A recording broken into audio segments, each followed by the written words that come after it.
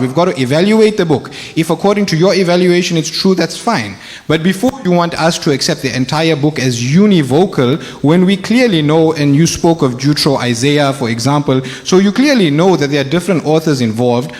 Yes, there can be Christology, and we don't deny that Jesus is predicted in the Old Testament. So I can give you so many examples of prophecies that I believe that Jesus referenced about himself that are true in the Old Testament. So for example, in the temptation narrative in Matthew and Luke chapter 4, Satan applies a prophecy to Jesus which he accepts. This prophecy is that God will save him at the end of time. Again, in Psalm chapter number 118, Jesus applies this prophecy to himself, and he talks about a person who does not die but will live.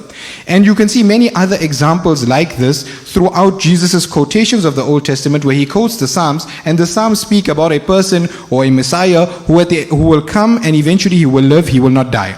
Now let's look at some of the prophecies you brought up. So Isaiah 53, allegedly about Jesus. But we have to deal with other facts in Isaiah. For example, the servant in Isaiah is identified as being Israel in 49.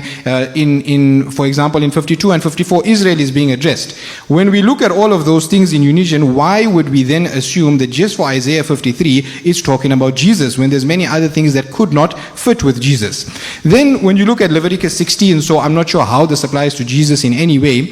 The other thing we need to realize is the gospel authors definitely were trying to fit prophecies to Jesus. So Matthew talks about, out of Egypt I call my son. That's clearly talking about the Israelites coming out of Egypt. He applies that to Jesus. Sure, it's a typological prophecy or whatever you want to call it, but the text isn't talking about Jesus. We see a similar thing where Matthew says he will be called a Nazarene.